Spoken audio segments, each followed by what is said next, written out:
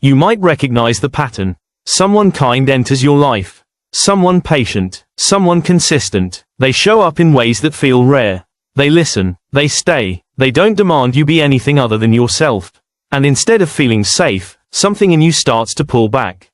You become distant, irritable, less responsive. You find reasons to create space. You tell yourself you're just busy, or that the timing is wrong, or that you're not ready for anything serious.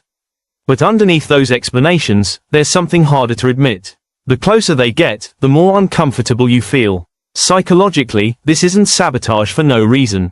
It's protection, and often, it's protection learned a long time ago. The human nervous system is not wired to seek happiness at all costs.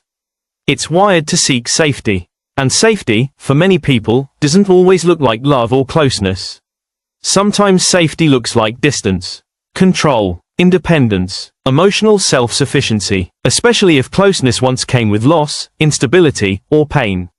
If, at some point in your life, getting attached meant being disappointed, abandoned, overwhelmed, or misunderstood, your mind learned something very important. Connection is risky.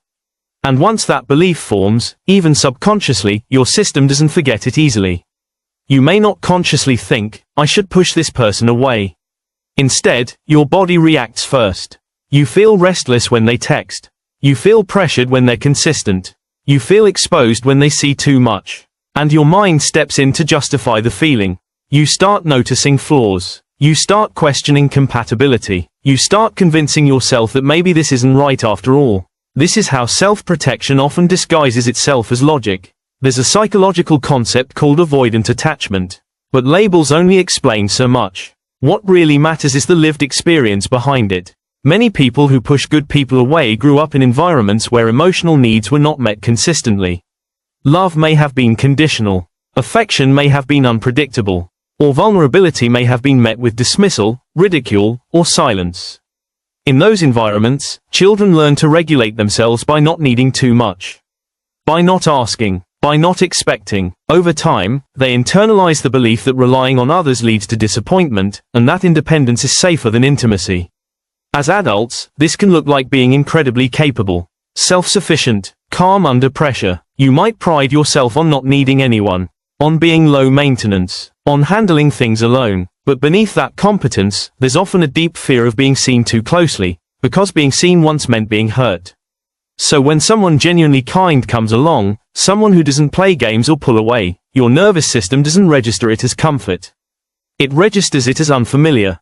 And unfamiliar doesn't feel safe. This is one of the cruel ironies of human psychology. We are often most drawn to what feels familiar, not what is healthy. And we are often most threatened by what is stable, not what is chaotic. If chaos was the emotional environment you learned in, stability can feel boring, suffocating, or even suspicious.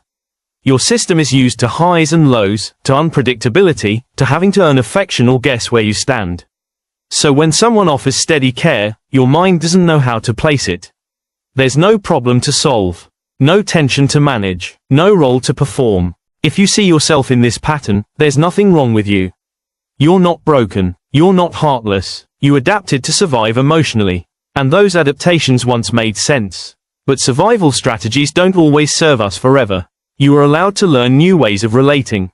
You are allowed to take closeness slowly. You are allowed to communicate fear instead of acting on it. And you are allowed to let good people stay. Not because you're sure it won't hurt, but because you're learning that you can survive even if it does. Pushing people away